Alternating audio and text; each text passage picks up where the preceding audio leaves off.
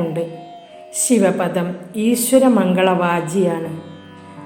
ആത്മാക്കളും ലോകങ്ങളും ഉത്ഭവിക്കുന്നതിനും ലയിക്കുന്നതിനുമുള്ള സ്ഥാനമാണ് ലിംഗം. ശിവലിംഗത്തിൻ്റെ പീഠത്തിൽ ബ്രഹ്മാവും മധ്യത്തിൽ വിഷ്ണുവും അഗ്രത്തിൽ ശിവനും നിഗൂഢഭാവത്തിൽ വസിക്കുന്നത് കൊണ്ട് ശിവലിംഗം ത്രിമൂർത്തി സ്വരൂപമാണെന്നാണ് പറയുന്നത്. ശിവശക്തിയാണ് പീഠം. ശക്തി ശിവന് വിധേയമായി നിൽക്കുന്നതിനെയാണ് ഇത് സ്പഷ്ടമാക്കുന്നത്.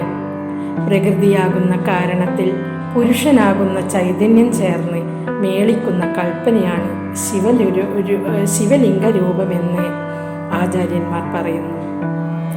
ശിവം, ശക്തി ഇവയുടെ ലീലകളെ വിജ്ഞാനികൾ മാറ്റർ, എനർജി എന്നിവയോടെയാണ് താരതമ്യപ്പെടുത്തുന്നത്. പീഠത്തിൻ്റെ ഉപരിഭാഗത്തുന്തി നിൽക്കുന്ന ഗോമുഖി വഴിയായി പ്രവഹിക്കുന്ന തീർത്ഥജലം കൃപാധാരിയായി കരുതി ഭക്തസഞ്ചയം ശിരസിലണിയുന്നു. ശിവവാഹനം നന്ദി. ശിവന്റെ വാഹനമായ ഋഷഭം ധർമ്മദേവതയുടെ പ്രതീകമാണെന്ന് ധർമ്മശാസ്ത്രം പറയുന്നു. അതിൻ്റെ വെളുപ്പു നിറം സ്വാത്വിക ഗുണത്തിൻ്റെ പ്രതീകമാണ്.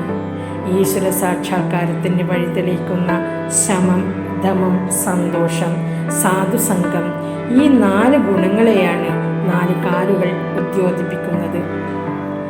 ഈ ഗുണങ്ങളില്ലാത്തവർക്ക് ഈശ്വരനെ ലിംഗാത്മകനായി ദർശിക്കുവാനോ ഈശ്വര സാക്ഷാത്കാരം ലഭിക്കുവാനോ സാധ്യമല്ലെന്നുള്ള വേദരഹസ്യമാണ് നന്ദിയുടെ അനുമതിയില്ലാതെ ശിവദർശനം ചെയ്യരുതെന്ന് പറയുവാൻ കാരണം. രാപ്പകൽ ഭേദം കൂടാതെ ശിവനെ നോക്കി ധ്യാനത്തിൽ മുഴുകിയിരിക്കുന്ന നന്ദിയുടെ ഏകാഗ്രതയ്ക്ക് ഭംഗം വരുത്താതിരിക്കുവാനാണ് പ്രദക്ഷിണവേളയിൽ നന്ദിക്കും ശിവലിംഗത്തിനും ഇടയ്ക്ക് കൂടി പോകാതെ നന്ദിയെ ചുറ്റിപ്പോകണമെന്ന് പറഞ്ഞിരിക്കുന്നത്. പ്രതിഷ്ഠയെയും വാഹനത്തെയും ഉൾപ്പെടുത്തി വേണം വലം വയ്ക്കുവാനെന്നുള്ള വിധിക്ക് വേറെയും ഉപപത്തിയുണ്ട്. മനുഷ്യർക്ക് സർവാത്മിക ബോധം ആനന്ദ നൃത്തം ചെയ്യുന്നത്.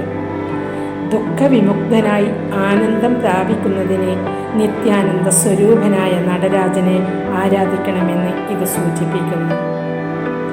ഉടുക്കിൽ നിന്ന് പുറപ്പെടുന്ന നാദതരംഗങ്ങളിൽ നിന്നാണ് അഖിലാണ്ട ചരാചരങ്ങളും ഉത്ഭവിക്കുന്നതെന്ന തത്വമാണ് ഉടുക്ക് സൂചിപ്പിക്കുന്നത്.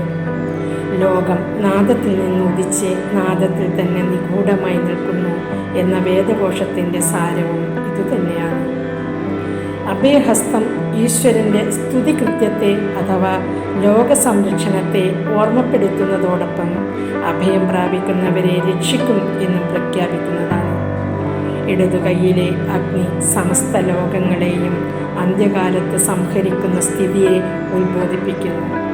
ചവിട്ടി നിൽക്കുന്ന വലത്തുകാൽ പുണ്യപാപങ്ങൾക്ക് അനുരൂപമായ സുഖദുഃഖങ്ങൾ കൊടുക്കുന്നതിൻ്റെയും അഗ്രാഹ്യമായ മായാശക്തിയുടെയും തിരോഭാവത്തിൻ്റെയും സൂചകമാണ്. ഉയർത്തി നിൽക്കുന്ന ഇടതുകാലും അതിലേക്ക് ചൂണ്ടിക്കാണിക്കുന്ന കൈയും ഈശ്വരപാദമല്ലാതെ ജീവികൾക്ക് ശരണമില്ലെന്നും ഈശ്വരൈക്യത്തിന് പ്രയത്നിക്കുവാൻ എന്നുള്ള അനുഗ്രഹശക്തിയെ ഉദ്യോതിപ്പിക്കുന്നു. ത്രിശൂലം സത്വരജസ്ത മനസ്സുകളുടെ പ്രതീകമാണ്. പാശം ജീവിതബന്ധത്തെയും അങ്കുശം വിവേക ശക്തിയെയുമാണ് പ്രഖ്യാപിക്കുന്നത്. ഹാലാഹലം ചിഹ്ന ഭിന്നമാക്കുന്ന ശക്തിയുടെയും ശ്മശാനവാസിത്വം സർവപാപനാശകത്തിൻ്റെയും ഭസ്മം ഇച്ഛാനാശത്തിൻ്റെയും അടയാളമാണ്. ജഡാഭാരത്തിൽ തങ്ങി നിൽക്കുന്ന ഗംഗയും പുറത്തേക്കെടുക്കുന്ന ജീവിയാണല്ലോ സർപ്പം. അതുകൊണ്ട് വിധിയുടെ അനംഘ്യത കൂടി നാഗഭൂഷണത വിഞ്ഞിപ്പിക്കുന്നുണ്ട്.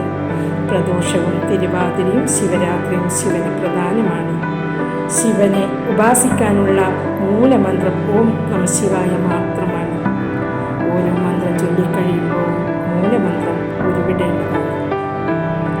ശിവം ശിവകരം ശാന്തം ശിവാത്മനം ശിവോത്തമം ശിവമാർഗ പ്രണേതാരം പ്രണതോസ്മി സദാശിവം വന്ദേ ശംഭുമൂമാപ്തിം സുരഗുരും വന്ദേ ജഗത്കാരണം വന്ദേ പന്നകഭൂഷണം മൃഗധരം വന്ദേ പശൂനാപതി വന്ദേ സൂര്യശശാങ്കവഗ്നിനയനം വന്ദേ മുകുന്ദപ്രിയം വന്ദേ ഭക്തജനാശ്രയം ച വരദം വന്ദേ ശിവം ശിവശങ്കരം കരചരണാകൃതം വാക്കായജം കർമ്മജം വാ ശ്രവണനയനജം വാ മാനസം വാ അപരാധം വിഹിതമവിഹിതം വാ സർവമേതേത് ക്ഷമസ്വ ജയ ജയ കരുണാബ്ദേ ശ്രീ മഹാദേവ ശംഭോ. ഇതാണ് ശിവൻ്റെ ക്ഷമാപണ മന്ത്രം. ശിവസൂക്തം, രുദ്രസൂക്തം, മൃത്യുഞ്ജയമന്ത്രം,